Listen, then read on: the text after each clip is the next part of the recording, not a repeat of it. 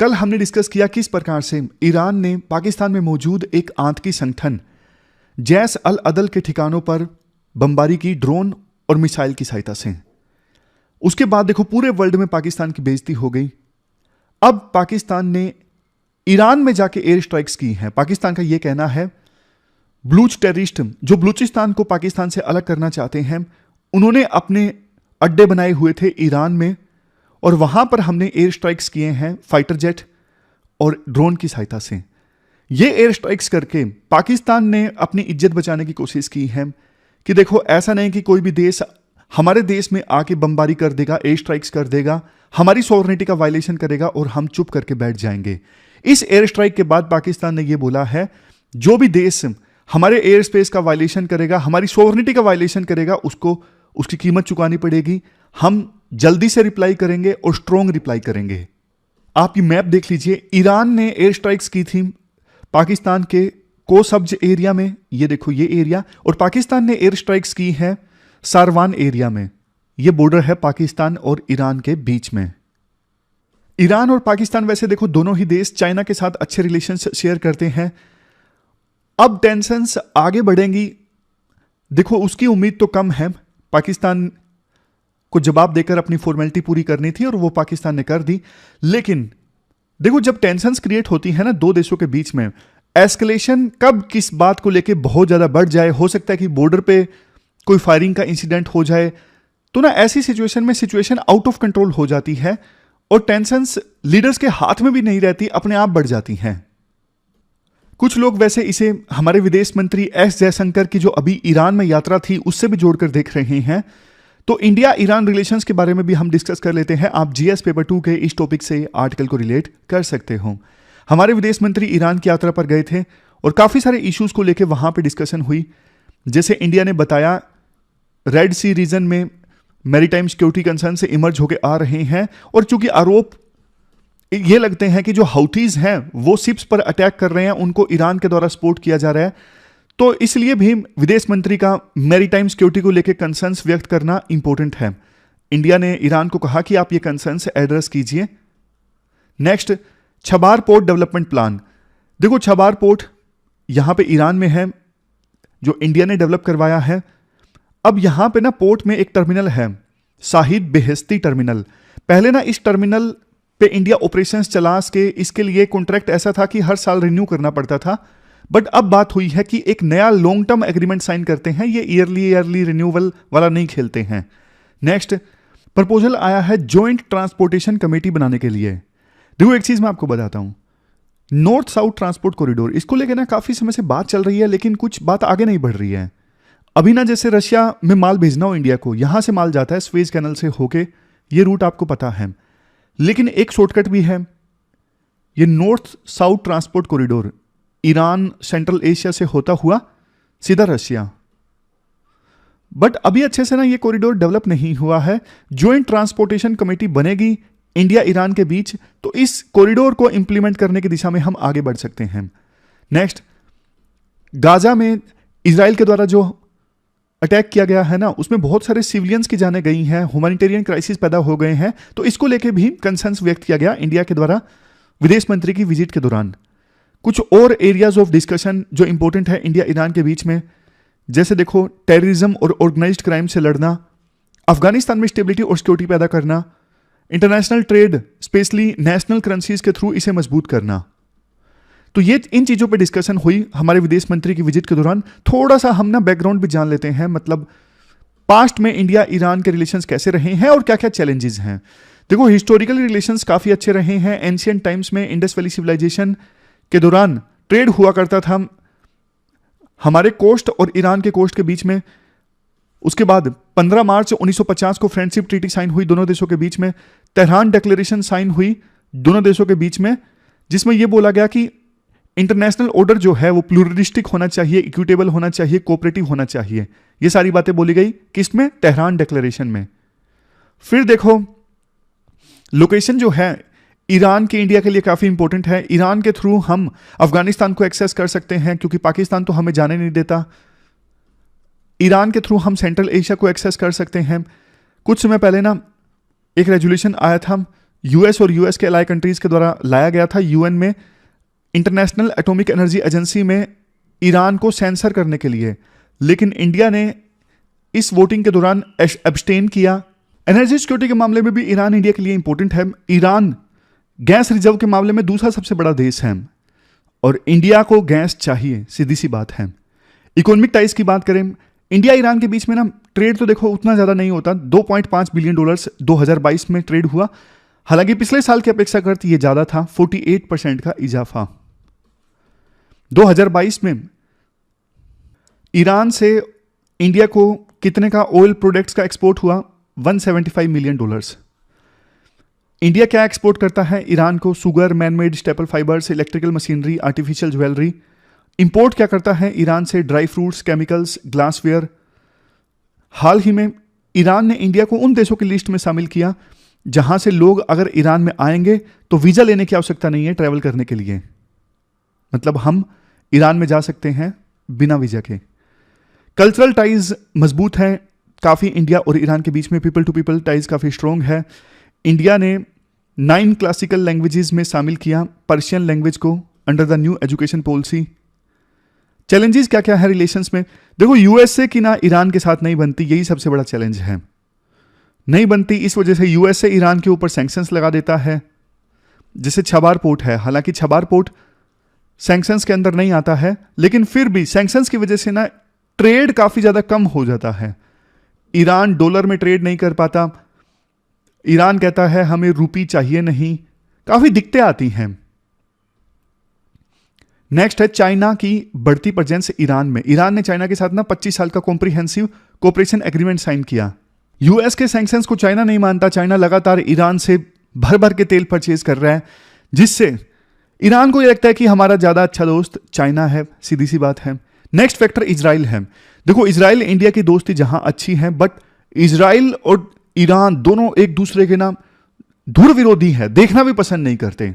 Iran जहां कहता है इजराइल एक कैंसर के समान है, इसे खत्म कर देंगे, और इजराइल की बनती नहीं है ईरान के साथ में। ईरान लगातार हमास को सपोर्ट कर रहा है इजराइल के खिलाफ लड़ाई में, ये सिक्योरिटी कंसर्न्स भी हैं। ईरान ना हमास, हिजबुल्ला, हौथीज इन सबको सपोर्ट करता है, तो ना कहीं ईरान पे ये भी आरोप लगते हैं कि ईरान की वजह से वेस्ट एशिया में इंस्टेबिलिटी रहती है। हाल ही में एक शिप जो इंडिया आ रहा था, MV कैंप प्लेटो, इस पर अटैक किया गया और उसमें ईरान का एमनीशन इस्तेमाल हुआ था। अफगानिस्तान का भी इशू है। इंडिया चाहता था यूएस से ईरान के बीच में कैसे ना कैसे करके कोऑपरेशन हो जाए, यूएसए अफगानिस्तान में मौजूद रहे, बट देखो वो पुरानी बातें हो गई। अब तालिबान का रूल आ चुका है, अब तो ईरान और इंडिया दोनों के हित में है कि वो अफगानिस्तान को लेकर आपस में कोऑपरेट करें। वे फॉरवर्ड में क्या आना चाहिए? वे फॉरवर्ड में ये सारे पॉइंट्स आते हैं। एनर्जी सिक्योरिटी के लिए कोऑपरेशन और ज्यादा इंक्रीज हो।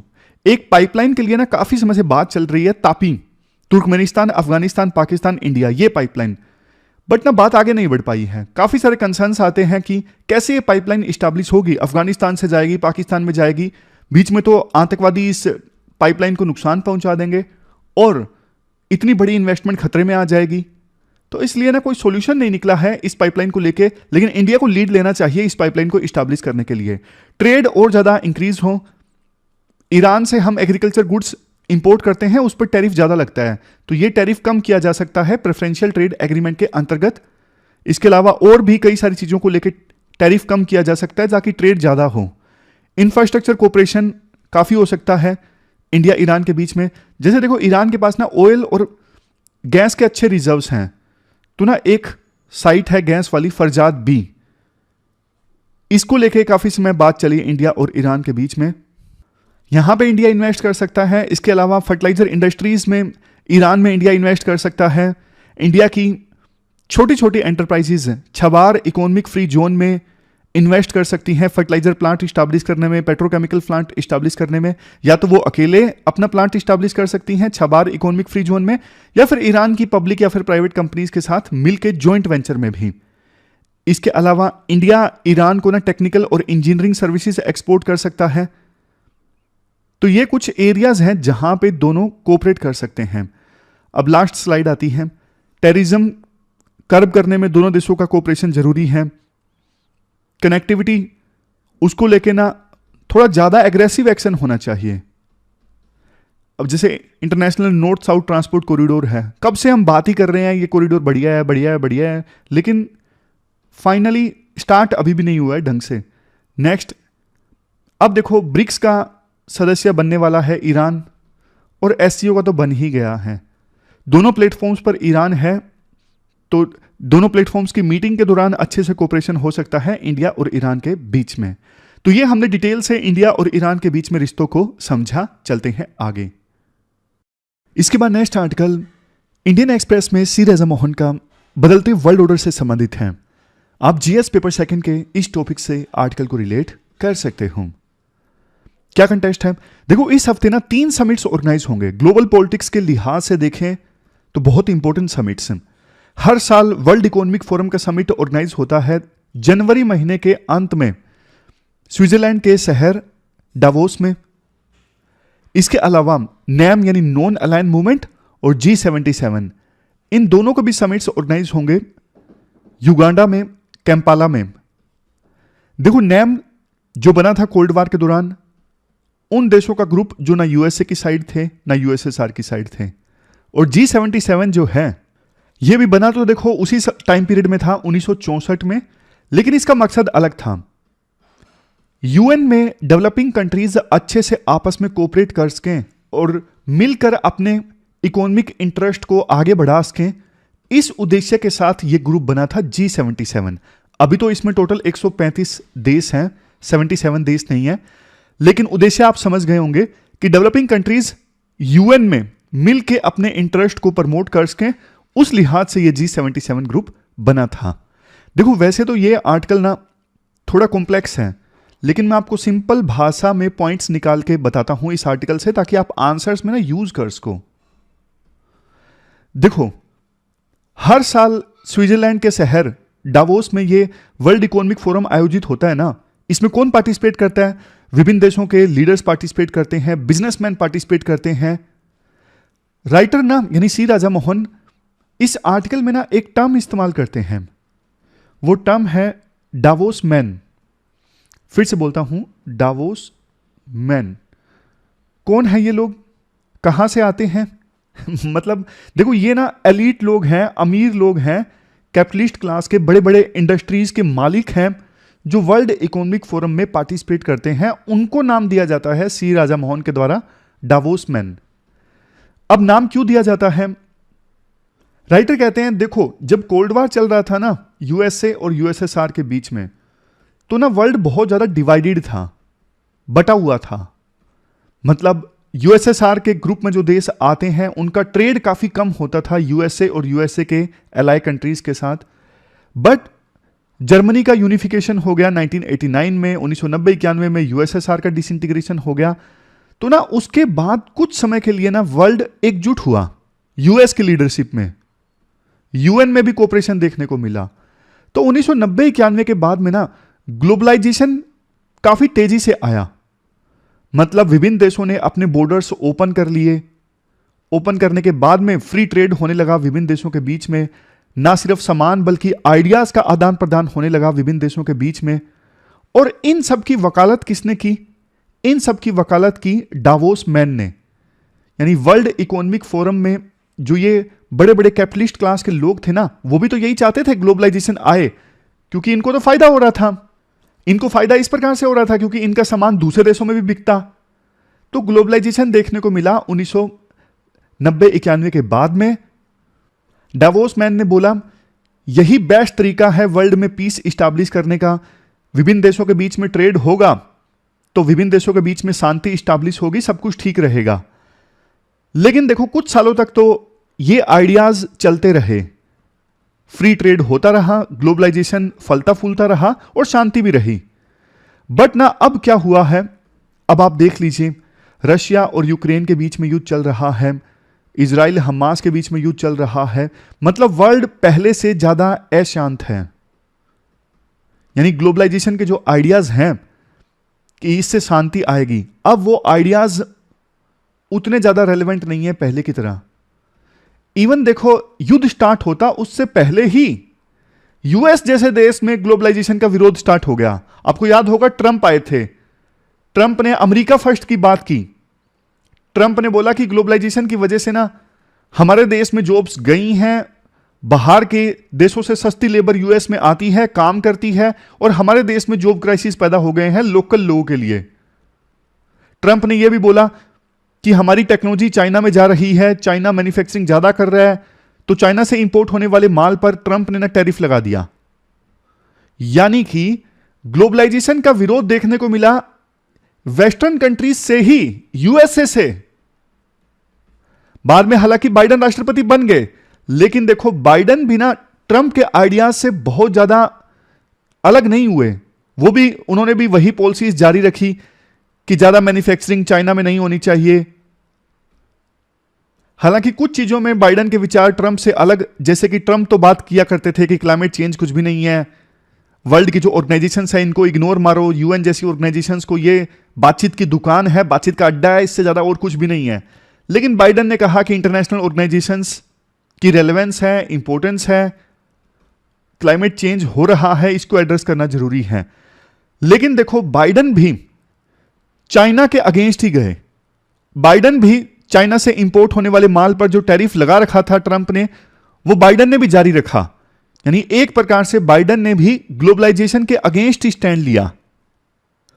तो ये हमने समझा आर्टिकल का पहला पॉइंट कि डावोस सेंट्रिक वर्ल्ड ऑर्डर जो है वो अब कमजोर पड़ रहा है। अब बात करते हैं दूसरे पॉइंट की।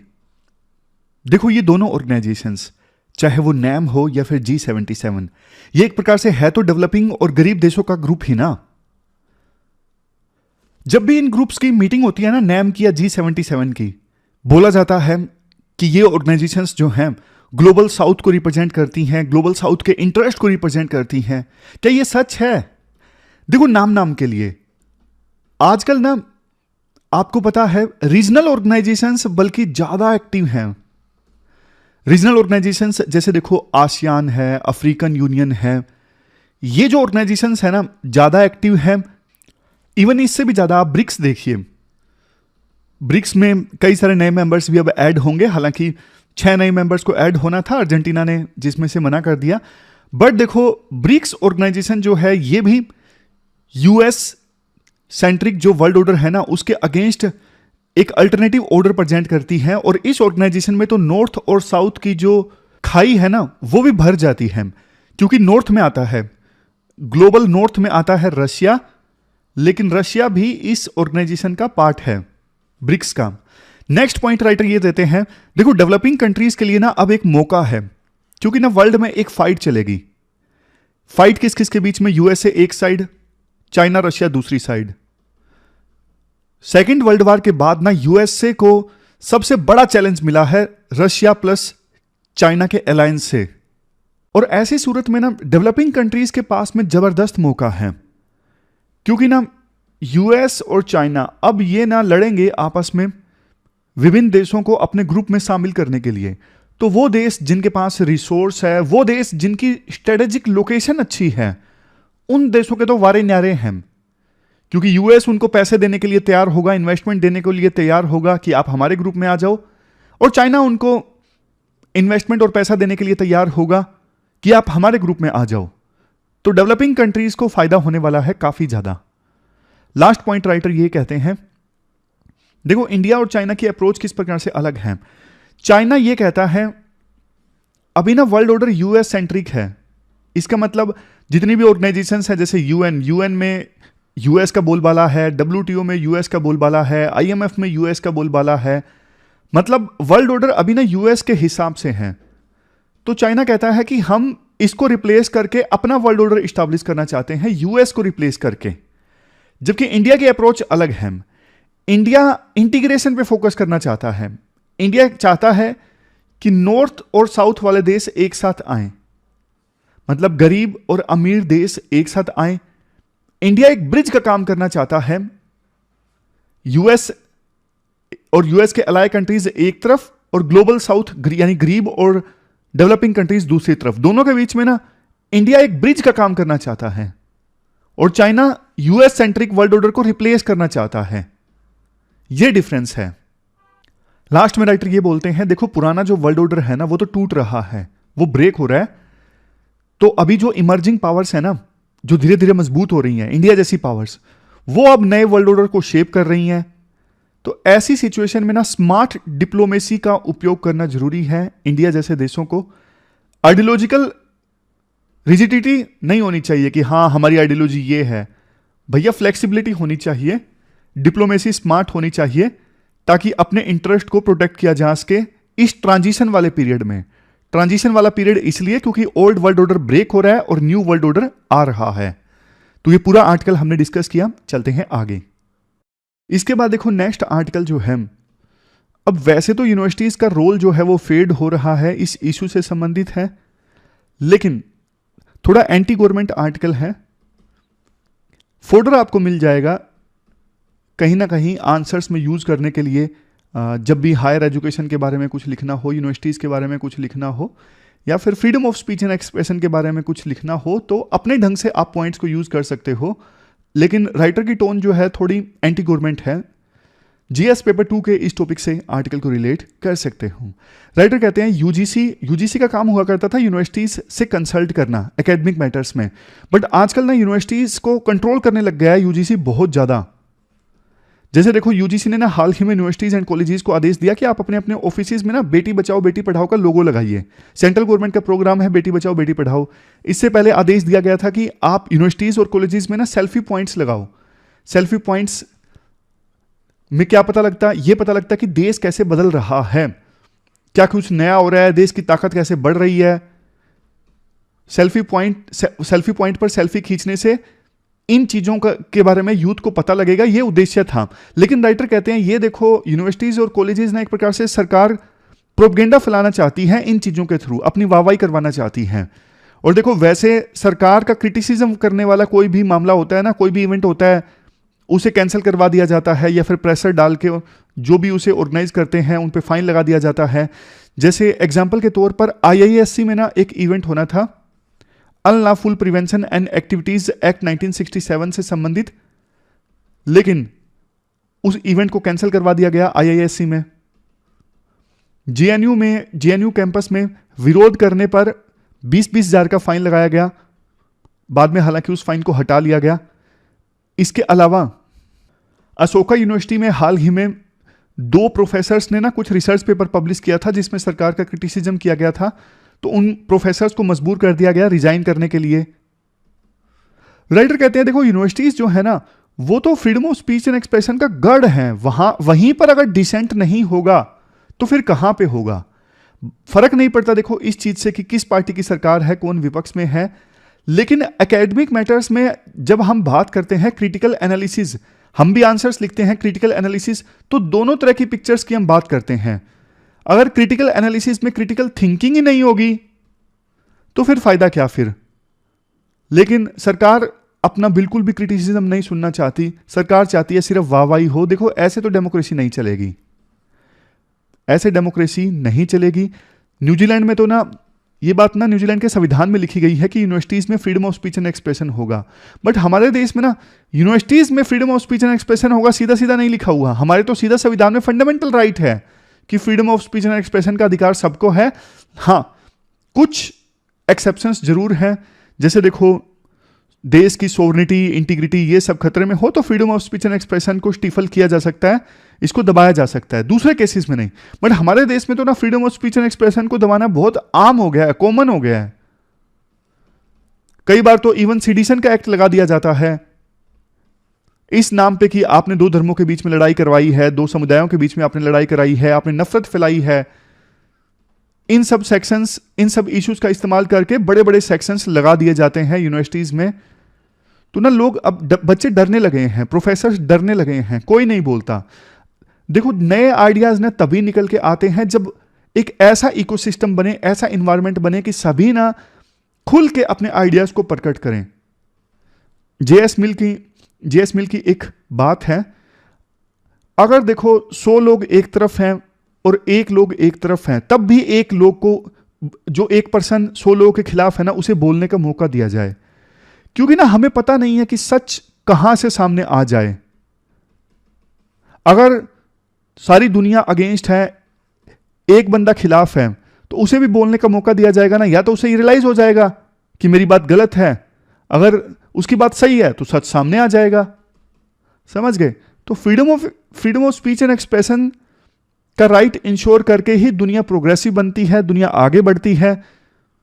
फिर एक डेटा यह भी दिया जाता है कि V Dem institute of university of Gothenburg in Sweden ये कहती है इंडिया का एकेडमिक फ्रीडम इंडेक्स में जो स्थान है ना 179 कंट्रीज में बॉटम 30% में है। 0 से 1 के बीच में अगर इंडिया का स्कोर दिया जाए तो इंडिया का स्कोर है 0.38। लास्ट में राइटर कहते हैं देखो जब G20 की मीटिंग हुई ना, प्रधानमंत्री मोदी ने एक बात बोली थी कि हमारे तो खून खून में रग रग में डेमोक्रेसी है, लेकिन देखो असली डेमोक्रेसी तभी आएगी जब लोग पार्टिसिपेट कर सकें बढ़िया ढंग से डेमोक्रेसी में। डेमोक्रेसी का मतलब सिर्फ इतना नहीं है कि 5 साल बाद इलेक्शंस हों और पावर ट्रांजिशन आसानी से हो जाए, नहीं, जनता भी पार्टिसिपेट कर सके डेमोक्रेसी में, वो है पार्टिसिपेटिव डेमोक्रेसी। और जनता कैसे पार्टिसिपेट करेगी? जब जनता को बोलने का मौका ही नहीं दिया जाएगा, freedom of speech and expression को दबा दिया जाएगा, तो फिर पार्टिसिपेटिव डेमोक्रेसी कैसे इंश्योर होगी? तो ये पूरा आर्टिकल है जो थोड़ा एंटी गवर्नमेंट था। अब लास्ट में क्वेश्चंस देख लीजिए आप। इसके बाद देखो नेक्स्ट आर्टिकल डीआरडीओ से संबंधित है। आप जीएस पेपर 3 के इस टॉपिक से आर्टिकल को रिलेट कर सकते हो। पहले ना एक बैकग्राउंड जान लीजिए, डीआरडीओ कुछ महीने पहले क्यों सुर्खियों में था, आप एक बार बैकग्राउंड जानिए। देखो डिफेंस मिनिस्टर राजनाथ सिंह ने ना एक हाई लेवल कमेटी गठित की है फॉर्मर प्रिंसिपल साइंटिफिक एडवाइजर की अध्यक्षता में। इस कमेटी को काम यह दिया गया है कि आपको डीआरडीओ यानी कि defence research and development organisation, ये जो ऑर्गेनाइजेशन है ना, इसकी फंक्शनिंग को रिव्यू करना है। सरकार कहती है कि डीआरडीओ अच्छे से काम नहीं कर रहा है। जहां इसरो एक तरफ बहुत सक्सेसफुल साबित हो रहा है और डीआरडीओ फेल हो रहा है। डीआरडीओ अपने जो मिशन मोड प्रोजेक्ट्स है ना उनको भी नहीं डिलीवर कर पा रहे हैं। देखो वीपी मलिक जो फॉर्मर आर्मी चीफ है ना, उन्होंने एक किताब लिखी। किताब में ये लिखा, उन्होंने कहानी बताई कि 1997 में ना आर्मी कुछ रडार यूएसए से इंपोर्ट करना चाहती थी। रडार का नाम है ANTP-Q फायर फाइंडर, बढ़िया रडार है। लेकिन देखो फाइल ना क्लियर होने ही वाली थी, सरकार अप्रूवल देने वाली थी रडार के इंपोर्ट को। इसी बीच डीआरडीओ ने बोला अरे भैया ये क्या इंपोर्ट कर रहे हो यार तुम, ये तो हम आधे रेट में आपको बना के दे देंगे 2 साल के अंदर अंदर, इतने सारे हमारे पैसे बच जाएंगे। तो आर्मी ने कहा ठीक है आप बना लीजिए, हम इंपोर्ट नहीं करते हैं। और इसी बीच क्या हो गया, 2 साल बाद 1999 में कारगिल में युद्ध हो गया। और उस समय वीपी मलिक ने कहा कि हमें इन रडार्स की ना सख्त जरूरत थी, लेकिन डीआरडीओ अपनी टाइमलाइन को पूरा नहीं कर पाया और इवन काफी समय बाद भी वो ये रडार नहीं डिलीवर कर पाया। डीआरडीओ की दिक्कत ये है, वादे बड़े बड़े हैं लेकिन परफॉर्मेंस नहीं है, डिलीवरी नहीं है। तो इसी वजह से सरकार ने परेशान होकर ये हाई लेवल कमेटी गठित की है कि कैसे डीआरडीओ की फंक्शनिंग को इंप्रूव किया जाए। कमेटी को काफ़ी कुछ डिटेल में बोला गया है। जैसे एक तो देखो डिफेंस डोमेन में जो लोग काम करते हैं ना, साइंटिस्ट या फिर अधिकारी, आपको उनके रोल को रिव्यू करना है। डिपार्टमेंट में डीआरडीओ में मतलब कई सारे डिपार्टमेंट्स बने होंगे और कई सारे लोग उनको हेड कर रहे होंगे, तो उनका रोल कैसा होना चाहिए उसको रीडिफाइन करना है ताकि एफिशिएंसी लाई जा सके डीआरडीओ की फंक्शनिंग में। इंडिया को फ्यूचर में जिन डिफेंस इक्विपमेंट्स की आवश्यकता है ना, जो टेक्नोलॉजी हमें चाहिए, उस प्रकार से डीआरडीओ की फंक्शनिंग होनी चाहिए कि वो टेक्नोलॉजी डीआरडीओ इंडिया को डिलीवर कर सके। 2019 में भी देखो पार्लियामेंट्री कमेटी ने यह बोला था कि डीआरडीओ से हमें जिन स्टैंडर्ड्स की उम्मीद है ना, वो डीआरडीओ फुलफिल नहीं कर पा रहा है। इस ऑर्गेनाइजेशन को ना आपको रीस्ट्रक्चर करने की आवश्यकता है। कैग की रिपोर्ट ने यह बोला 20 मिशन मोड प्रोजेक्ट्स जो अभी कंप्लीट नहीं हुए थे, पूरी तरह से सक्सेसफुल नहीं हुए थे, लेकिन डीआरडीओ ने टैग लगा दिया project completed, project successful. Trials में दिक्कत आ गई। जब इक्विपमेंट्स या फिर फाइनल प्रोडक्ट हमारी डिफेंस फोर्सेस के पास पहुंचे, ट्रायल में कमियां सामने आई। कुछ समय पहले डीआरडीओ ने अपनी एक इंटरनल कमेटी भी इस्टेब्लिश की थी, डॉक्टर पी रामाराव कमेटी। इस कमेटी को भी काम दिया गया था कि डीआरडीओ के जो ऑपरेशंस हैं उन्हें इवेल्युएट किया जाए ताकि उनमें सुधार लाया जा सके। और कुछ कुछ सजेशंस डीआरडीओ ने इंप्लीमेंट भी किए इस कमेटी के, लेकिन एक बढ़िया सजेशन ये था, board of research for advance defence science यानी BRADS ये इस्टेब्लिश किया जाए, लेकिन इस सजेशन को नहीं माना गया, ये बोर्ड नहीं इस्टेब्लिश हुआ। इसीलिए अभी जो कमेटी गठित की गई है ना डिफेंस मिनिस्टर के द्वारा फॉर्मर प्रिंसिपल साइंटिफिक एडवाइजर की अध्यक्षता में, इसको काम दिया गया है कि आप ना पूरी ऑर्गेनाइजेशन को कैसे रिस्ट्रक्चर किया जा सकता है ये देखिए। रिस्ट्रक्चरिंग का मतलब, जैसे आपको एग्जांपल देता हूं, अभी मान लीजिए एग्जांपल के तौर पे अलग अलग डोमेन है, नेवी के लिए अलग से डोमेन है डीआरडीओ में, आर्मी के लिए अलग से है, एयरफोर्स के लिए अलग से है, तो तीनों को इंटीग्रेट करके कैसे चलाया जा सकता है डिपार्टमेंट में। अभी जैसे फॉर एग्जांपल 50 से ज़्यादा डीआरडीओ की लैब्स हैं और कई सारी लैब्स तो ऐसी हैं सेम प्रोजेक्ट्स पे काम कर रही हैं, तो इस रिडंडेंसी को कैसे खत्म किया जा सकता है, ये मतलब है रिस्ट्रक्चरिंग का। और जो लोग काम करते हैं उनका रोल रीडिफाइन करना, अकाउंटेबिलिटी फिक्स करना। नेक्स्ट ये भी काम दिया गया है कमेटी को, स्टेट ऑफ आर्ट कोलैबोरेशन। मतलब जैसे देखो इसरो का ना काफ़ी अच्छा कोलैबोरेशन होता है एकेडमिया के साथ, विभिन्न यूनिवर्सिटीज़ के साथ में। अब प्राइवेट सेक्टर के साथ भी इसरो का जो कोलैबोरेशन है अच्छा होने लगा है, तो डीआरडीओ को भी ना इन्वॉल्व करना चाहिए यूनिवर्सिटीज़ को, MSMEs को, स्टार्टअप्स को, ताकि ज़बरदस्त टेक्नोलॉजीज डेवलप की जा सकें। नेक्स्ट है सेटिंग अकाउंटेबिलिटी मैकेनिज्म। कमेटी को यह भी काम दिया गया है कि आप ना कोई मैकेनिज्म ड्रा कीजिए, डीआरडीओ में जो लोग अच्छा काम करते हैं उन्हें इंसेंटिव मिले, उनका प्रमोशन हो, और जो नहीं डिलीवर कर पा रहे हैं, जो अच्छा काम नहीं कर रहे हैं डीआरडीओ में, वो जाएं, फिर जो अंडर परफॉर्मर हैं उन्हें रिमूव किया जाए। नेक्स्ट है लिवरेजिंग एक्सपर्टीज। अभी देखो बहुत सारे एनआरआईज हैं, उनके पास में बहुत नॉलेज है डिफेंस से संबंधित, फॉरेन कंसल्टेंट्स हैं, उनका उपयोग किया जाए बढ़िया टेक्नोलॉजीज को डेवलप करने में। जैसे देखो एग्जांपल के तौर पर हमारे देश में आपको पता है टैलेंट काफ़ी ज़्यादा है, लेकिन स्टूडेंट लाइफ में या फिर उसके बाद बहुत से स्टूडेंट छोड़ के चले जाते हैं देश से। अब उनको एज ए कंसल्टेंट इस्तेमाल किया जा सकता है, क्योंकि दिल तो देखो इंडिया से जुड़ा ही है ना। नेक्स्ट काम कमेटी को यह दिया गया है, डीआरडीओ का जो इंफ्रास्ट्रक्चर है ना उसे मॉडर्नाइज करना है, फाइनेंशियल सिस्टम को मॉडर्नाइज करना है ताकि जल्दी जल्दी से प्रोजेक्ट्स को इंप्लीमेंट किया जा सके। जो लोग काम करते हैं डीआरडीओ में उनको भी मॉडर्नाइज करना है ताकि वो इमर्जिंग टेक्नोलॉजीज के बारे में सोचें, काम करने की उनकी जो वर्किंग है, फंक्शनिंग है, वो अच्छी हो। फिर ये लेबोरेटरी वाला पॉइंट है, लेबोरेटरी जो स्ट्रक्चर है उसको भी स्ट्रीमलाइन करने की आवश्यकता है ताकि विभिन्न जो लेबोरेटरीज हैं डीआरडीओ की वो सेम प्रोजेक्ट पे पैरेलल रिसर्च ना करें, और लेबोरेटरी की इवेल्युएशन जो प्रोसेस है वो भी इंप्रूव होनी चाहिए ताकि मापा जा सके अच्छा से कि डीआरडीओ की कौन सी लैब ने अच्छा काम किया है, कौन सी लैब ऐसी है जिसकी परफॉर्मेंस ना के बराबर है। अब चैलेंजेस की बात करते हैं। ये सब तो हमने डिस्कस किया कि जो हाई लेवल कमेटी गठित की गई है ना फॉर्मर प्रिंसिपल साइंटिफिक एडवाइजर की अध्यक्षता में, उनको ये सब काम दिया गया है। अब डीआरडीओ के साथ चैलेंजेस की बात करते हैं। डीआरडीओ देखो अभी एक गवर्नमेंट पीएसयू की तरह काम करता है, और काम ये है डीआरडीओ का कि हमारी जो डिफेंस फोर्सेस हैं उनके लिए टेक्नोलॉजी डेवलप करना और प्रोडक्ट्स को इवन मैन्युफैक्चर भी करना। ये डीआरडीओ को एक क्रिटिसिज्म भी है, डीआरडीओ को ना मैन्युफैक्चर नहीं करने चाहिए प्रोडक्ट। आपने टेक्नोलॉजी डेवलप कर दी, बढ़िया, अब उस टेक्नोलॉजी को दे दीजिए प्राइवेट सेक्टर को, मतलब भारत की ही प्राइवेट कंपनीज को, उनको काम दीजिए मैन्युफैक्चर करने का। तो इससे डीआरडीओ का बर्डन काफी कम होगा, वो इनोवेशन पे फोकस कर सकेंगे। एक आरोप यह भी लगता है डीआरडीओ पे कि डिफेंस एक्विजिशन को रोकता है लेकिन डिलीवर नहीं कर पाता, जो हमने शुरुआत में एग्जांपल डिस्कस किया। मतलब आपने मना तो कर दिया आर्मी को ये मत खरीदिए, लेकिन आप खुद भी नहीं डिलीवर कर पाए। जैसे ना एक एग्जांपल है हेलिना का। हेलिना देखो helicopter launched anti tank missile है।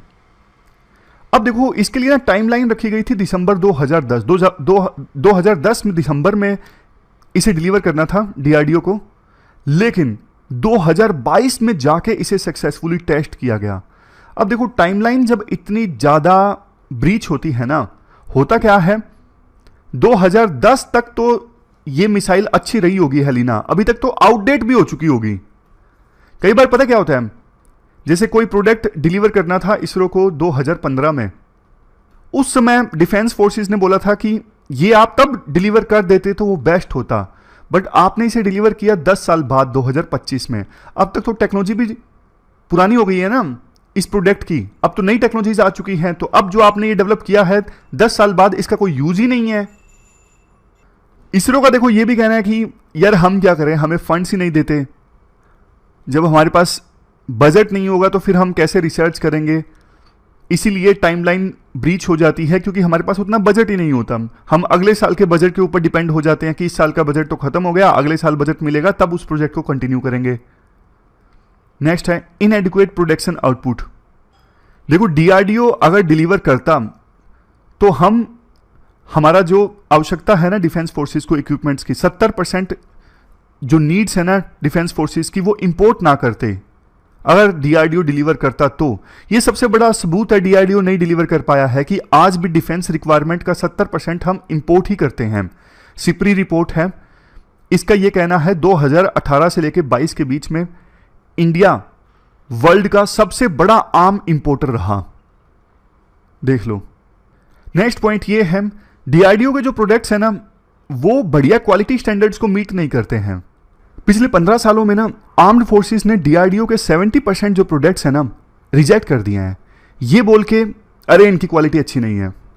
देखो इन सब पॉइंट्स की वजह से ना डीआरडीओ के साइंटिस्ट की जो मेहनत है उस मेहनत को कतई कम करके नहीं आंका जा सकता। साइंटिस्ट बहुत मेहनत करते हैं, देश के लिए मेहनत करते हैं। अनेकों साइंटिस्ट ऐसे हैं जिनके पास ऑफर्स होते हैं दूसरे देशों में काम करने के लिए, प्राइवेट सेक्टर में काम करने के लिए, बट चूंकि वो देश के लिए काम करना चाहते हैं तो डीआरडीओ में कम सैलरी पे भी काम करते हैं। तो बहुत कुछ डीआरडीओ ने डिलीवर भी किया है, हालांकि जितनी एक्सपेक्टेशन थी वैसा नहीं डिलीवर किया और इसरो के बराबर नहीं डिलीवर किया, लेकिन साइंटिस्ट ने मेहनत तो की है। बहुत बार देखो ऐसा होता है, क्योंकि देखो इसरो के पास ना ऑटोनमी है, डायरेक्टली पीएमओ के अंडर आता है, जबकि डीआरडीओ एक पीएसयू की तरह काम करता है। तो इस वजह से ना इसरो को बहुत ज्यादा ऑटोनमी मिली है, वो अच्छे से काम कर पाया है। डीआरडीओ के पास कहीं ना लीडरशिप का अभाव रहा है, अच्छे लीडर्स नहीं हुए हैं, और वहां पे जो साइंटिस्ट है ना उनका मैनेजमेंट में रोल तो है, उतना नहीं है। कौन से प्रोजेक्ट को अप्रूवल देना है, किसको नहीं देना है, उसमें साइंटिस्ट का उतना बड़ा रोल नहीं है रोल मैनेजमेंट में तो वो छोटा मोटा है, बल्कि वो होना भी नहीं चाहिए छोटा मोटा, तो क्योंकि इससे वो रिसर्च पे ध्यान नहीं दे पाते। बड़े लेवल पे उनका रोल होना चाहिए, जैसे इसरो के साइंटिस्ट सब कुछ डिसाइड करते हैं कैसे इसरो को आगे ले जाना है। एक बड़ी दिक्कत ये भी है डीआरडीओ में यंग साइंटिस्ट की ना एट्रीशन रेट काफी ज्यादा है, 6-7% के आसपास हर साल डीआरडीओ के जो यंग साइंटिस्ट है वो छोड़ के चले जाते हैं बेटर अपॉर्चुनिटीज के लिए। तो डीआरडीओ जो है ना वर्कफोर्स के अभाव से जूझता रहता है, काम करने के लिए यंग साइंटिस्ट नहीं मिल पे। तो ये कुछ सजेशंस हैं, आप देख लीजिए। सबसे पहले डिफेंस R&D काउंसिल इस्टेब्लिश की जाए। इस डिफेंस R&D काउंसिल में ना टॉप मिलिट्री लीडर्स होने चाहिए, साइंटिस्ट होने चाहिए, और ये defence R&D council apex decision making body का काम करे कि डेवलपमेंट प्लान क्या होगा डीआरडीओ का। इसके अलावा long term integrated perspective plan क्या है सर्विसेज का, उस पर चर्चा करे ये काउंसिल। फिर डिफेंस सर्विसेज के इसी प्लान के अकॉर्डिंग डीआरडीओ काम करें। Next, exclusive focus on research and development. जैसे मैंने आपको बताया ना, मैन्युफैक्चरिंग पे फोकस नहीं करना चाहिए डीआरडीओ को, फोकस करना चाहिए किस पे, रिसर्च एंड डेवलपमेंट पे। बाद में प्रोडक्ट डेवलप हो जाए तो उसे प्राइवेट सेक्टर को दे दिया जाए कि अब आप बनाइए, इसके मैन्युफैक्चर कीजिए, हमने बढ़िया प्रोडक्ट डेवलप कर दिया है। Joint venture with select foreign manufacturer. देखो दूसरी देश की डिफेंस एजेंसीज के साथ में ज्वाइंट वेंचर होता है ना, काफी कुछ सीखने को मिलता है। जैसे ब्रह्मोस मिसाइल है रशिया के साथ मिलकर बनाई है, मल्टी रोल ट्रांसपोर्ट एयरक्राफ्ट है, ये कुछ ज्वाइंट वेंचर्स हैं डीआरडीओ और रशिया के बीच में। इसी प्रकार से दूसरी देशों के डिफेंस फोर्सेस के साथ मिलकर अगर डीआरडीओ काम करता है तो बढ़िया है। डीकमिशनिंग ऑफ रिडंडेंट प्रोजेक्ट्स, कई सारी लैब्स में जो सेम प्रोजेक्ट पे इनोवेशन चल रही है, रिसर्च चल रही है, उनको छोड़ दिया जाए ना, जो पैसा बचेगा उसको बढ़िया से यूज किया जाए इनोवेशन लाने के लिए। नेक्स्ट पॉइंट, सैलरीज इंक्रीज की जाए जो यंग साइंटिस्ट हैं, मतलब सारे साइंटिस्ट हैं डीआरडीओ में काम करते हैं, ताकि पैट्रियोटिज्म के अलावा थोड़ा तो मतलब उनका खर्चा बढ़िया से चले। तो ये सारे पॉइंट्स हमने डिस्कस किए वे फॉरवर्ड में। तो पूरा डीआरडीओ के बारे में आपने मामला समझ लिया। अब देखो जो नया हुआ है ना, वो मैं आपको बताता हूं। विजय राघवन की अध्यक्षता में जो कमेटी गठित की गई थी ना, इनकी रिपोर्ट अभी पब्लिक डोमेन में तो नहीं आई है, लेकिन जो खबरें न्यूज़पेपर में आ रही है इनके अनुसार इन्होंने जो मुख्य सजेशंस दिए हैं, ये कहते हैं कि डिफेंस टेक्नोलॉजी काउंसिल इस्टाब्लिश होनी चाहिए, जिसको चेयर करे प्राइम मिनिस्टर, जो कंट्री के डिफेंस टेक्नोलॉजी रोड मैप को डिटरमाइन करेगी। इन्होंने ये भी रिकमेंड किया कि डीआरडीओ सिर्फ ओरिजिनल R&D पे फोकस करें, मैन्युफैक्चरिंग वगैरह पे मत फोकस करें। फिर इन्होंने ये रिकमेंड किया अलग से एक डिपार्टमेंट बनाया जाए, department of defence science technology and innovation, ये डिफेंस मिनिस्ट्री के अंतर्गत। तो जब देखो इनकी रिपोर्ट पब्लिक में आ जाएगी, सरकार एक्सेप्ट करेगी, कौन कौन सी रिकमेंडेशंस को एक्सेप्ट करेगी, तब थोड़ा और डिटेल से डिस्कशन कर सकते हैं। अभी के लिए इतना ही है। मेंस के देखो ये 2 क्वेश्चंस आपको अटेम्प्ट करने हैं, एक इंडिया ईरान से संबंधित और एक डीआरडीओ से संबंधित। दोनों क्वेश्चंस आप pwonlyas.com पे जाके अटेम्प्ट कर सकते हो 250 वर्ड्स में। लास्ट में आप प्री के क्वेश्चंस भी देख लीजिए। 2 क्वेश्चंस हैं आपके लिए प्री के। एक तो देखो ये यूपीएससी ने पूछा था 2019 में, वर्ल्ड इकोनॉमिक फोरम, एलो मैंने आंसर ही बता दिया। ग्लोबल कॉम्पिटिटिवनेस रिपोर्ट किसके द्वारा जारी की जाती है? इसका आंसर है वर्ल्ड इकोनॉमिक फोरम। तो ऐसे क्वेश्चंस यूपीएससी पूछती है, लेकिन अब डिफिकल्ट करती जा रही है। पहले सीधा सीधा पूछ लेती थी, आसान सा फैक्ट, ये रिपोर्ट किसके द्वारा जारी की जाती है पिछले, लेकिन 2-3 सालों में ना 23 का पेपर 22 का पेपर आप देखोगे तो थोड़ा और डीप में जाके यूपीएससी क्वेश्चंस पूछने लगी है। रिपोर्ट के अंदर का पूछ लेती है कई बार तो। फिर वर्ल्ड इकोनॉमिक फोरम से संबंधित एक और क्वेश्चन है, 3 स्टेटमेंट है, आपको बताना है कौन सी स्टेटमेंट सही है कौन सी गलत है। वीडियो को पॉज करके सोचिए। इस क्वेश्चन का आंसर देखो डी है, फर्स्ट एंड थर्ड गलत है, सेकंड सही है। तो आज के डिस्कशन में इतना ही। आपको कैसी लगी डिस्कशन आप बताइए। कल मिलते हैं फिर से एक नई डिस्कशन के साथ। Thank you very much for discussion.